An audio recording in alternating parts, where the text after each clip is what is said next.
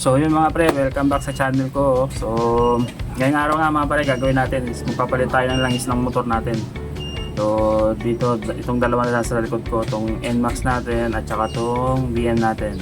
So kung makikita nyo na nakaraang video pre, itong Maxi natin, pinalitan natin ito ng gulong para patikod.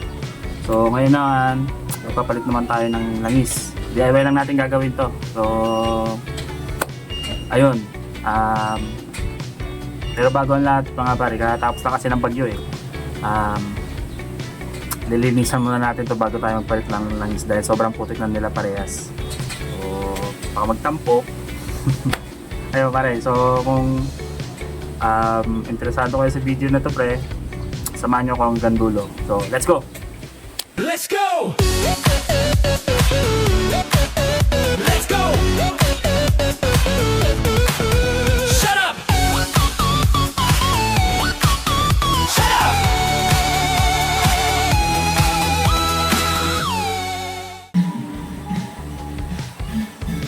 So yun nga mga pare, gusto natin malinisan yung Maxi natin. Siya katagod din. So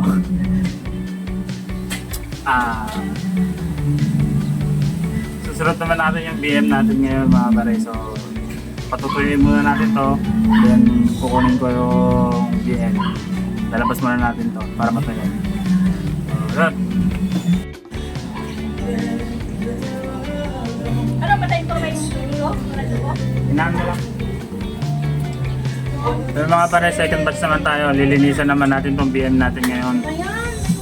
Ayan si Miss, oh. Ayaw na daw niya. So, yung mga pare, ito na. Let's go! Let's go! So, yun mga pare. Bali, natapos na nating linisan tong Maxi natin. At, yun na rin. So ngayon, magpapalit na tayo ng langis. Ang nakalagay kasi dito last time is yung Yamaha Lube na scooter oil, yung genuine. So ngayon, itong gamit ko ngayon is pangalawang beses ko na ginamit. Pangalawang beses ko palang gagamitin ito ngayon. Pero masabi kong okay din ang performance na itong langis na to. So ito pre is yung Shell Advance na long ride. Yan mga pare. So semi-specs din naman siya sa doon sa stock na recommended para dito sa Maxi natin. Pero pansin ko kasi sa pakiramdaman ba ng motor na mas compatible to sa akin mga pare, sa akin. So bumili ulit ako, saka ito na lang din ulit yung gagamitin ko. So ayun, para sa Maxi natin pare is 900 ml lang, huwag nyo sosobrahan ha. So pag sumobra yan, tatapon yan dito sa sa air filter. So meron naman siya, masusukat naman natin yan sa dipstick niya mamaya eh. So naka-indicate din doon kung ilang ml din yung recommended na level lang ng langis niya. So let's go pare, palitan natin. So yung mga pare, ang gagamitin na naman natin dito is socket wrench. Socket wrench, ginagamit ko sa pagtanggal ng dipstick is yung long nose, yung cover niya. Ito, medyo nakalawang na, nababad sa ulan ito. Pero pwede na to, pwede na. At saka panel or yung budo para sa paglalagay ng langis. Saka pala ito pare, bumili lang ako ng pinaka-drip pan niya. Eh, wala tayong ano pa eh, so pwede na to. So dito mga pre, yung stock na drain bolt na ito is 12mm. Pero nagpalit na kasi ako ng bago. Saka yung binili ko is 17mm. Para mas mabilis kasing masungkit eh, kapag mas malaki yung ulo ng bolt. Mas madali ko siya nasusungkit. So from 12mm, pinalitan ko yung ulo lang naman. So 17mm. So ito ang gagamitin ko ngayon. Pero ang stock yan para is 12. Ayan. 17mm yung ginamit ko. Pare, so let's go. Tingnan natin kung ano na yung sitwasyon na. Bale, ang tinakbo na ito ngayon is nasa, hindi ako nagkakamali, 2.5 na eh. Dapat 1.5 lang ako eh. Pero nag-uulan kasi nung mga nakaraan, hindi ko masikaso. Tsaka medyo busy sa trabaho. Kaya yun. Ngayon lang ako nakalibre. Kaya sorry na kasi babawian natin siya ngayon. So yun, let's go. Yan, so yung mga pare, bale, tatanggalin na natin yung drain bolt ngayon.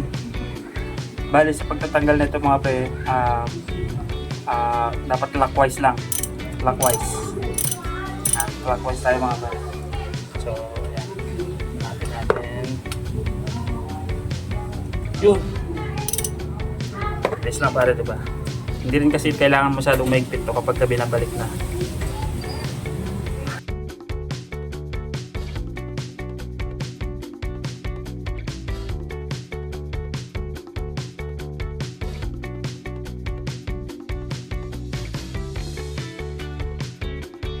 Yan, so ito mga pre, ipahit ako ng 17mm para mas mabilis ko siya matanggal. Ayan. Ayan, drain lang muna natin pre, pati yung filter. Yung oil filter, tatanggalin ko na rin, tapos lilinisan na rin natin.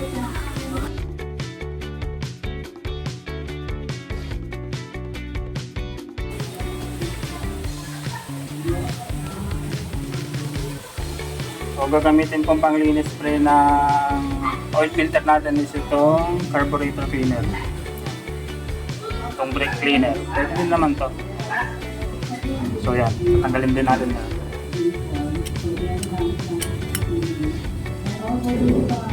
17 din yung gagamitin natin para sa oil filter.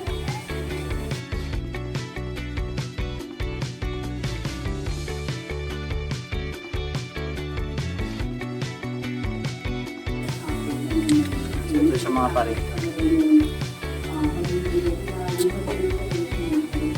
Mesh wire filter niya. Ayan. So lilinisan lang natin to. Spring loaded siya mga pare. Kaya pag tinanggal nyo, dandahanin nyo. At may gasket siya. So yan. Lilinisan din natin to ngayon.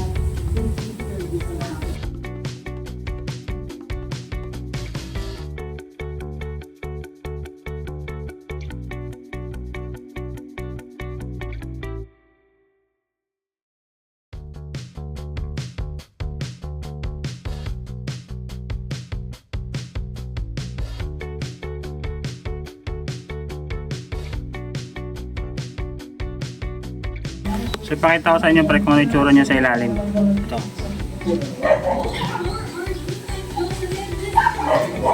Yan.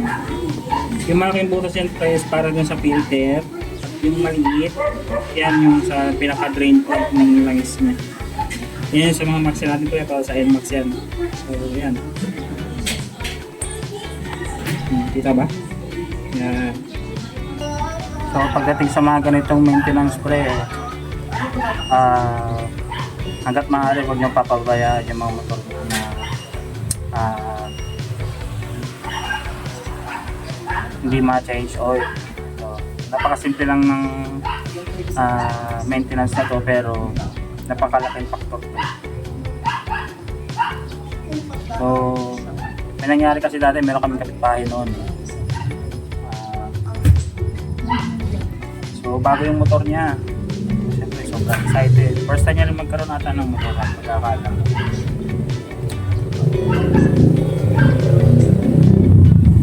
Ngayon, so ginamit niya sa biyahe, sa mga delivery app, sa mga delivery, ginamit niya. So, siguro hindi niya alam, hindi niya pinabayaan niya hanggang sa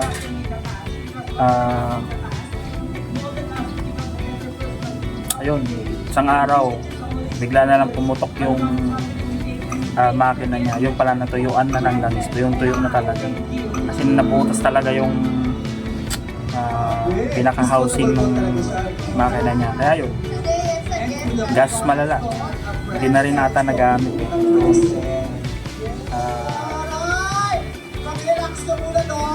Napakalaking faktor nito mga tol. Kaya suggest ko sa inyo, hanggat maaari, huwag na huwag yung panghinayangan mga ganitong klaseng maintenance. So, ayan mga pare, ito naman, nalagyan na natin.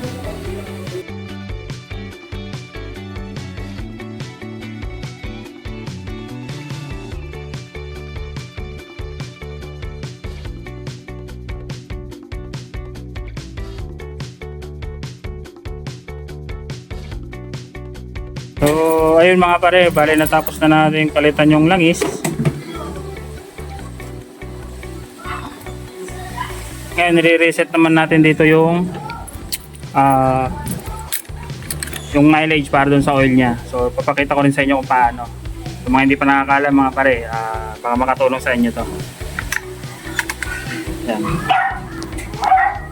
So, dito pre, meron dito menu button. Ito. Parang flasher siya. Pero yung menu button yan. So, pipindutin nyo lang ito mga pare hanggang makita nyo itong may lalabas na indicator dito ng oil. So, magmula dun sa odometer niya. Lalo na rin parang gas papagkasama mamaya. So, sa trip 2. So, trip F. Battery. EPCS. Yun. 2.5 na pala. 2.5 na natin ako mga pare. So, pag re-reset natin yan pre, i-hold lang natin yung menu button hanggang mag-blink. So, hold. Yan. Pag mag-blink na yan pare, i-hold nyo ulit. Yan. So, naka-restart na yan. Para mabilang natin yung mabilang natin pre kung hanggang saan na yung tinakbo ng langis natin. Para malaman din natin kung kailan tayo magpapalit. So yan, importante yan. So meron din dito para sa belt. So meron na tayong 5,000. Every 25 nagpapalit ako niyan eh. So meron pa tayong 20,000. So yun. So yun mga pare, hanggang dito na lang muna ako kasi medyo uulan na eh. Hindi na maganda, palimlim na. So kaya pa nga pare, pag napanood nyo itong video na to is sana meron akong na-share sa inyo something kaalaman para sa mga motor. So ayun pare, ito is simple lang naman na maintenance ng mga motor natin, pero napaka-important ito. Very essential to that. Doon to mismo sa pinaka-puso ng mga motor natin, makina natin. So paalala ko ng mga pre, wag na wag yung kakalimutan sa pagpapalitan lang sa mga gamit yung motor. So yun na naman mga pare, I hope meron ako na-share sa inyo. Mapapanood nyo to at merong mang hindi tama doon sa ano man ang i-upload ko sa video na to. Pwede nyo komentan pre para pa tama ko. Yung mga kare, maraming salamat sa inyo. This is my vlog number. Peace out, yo.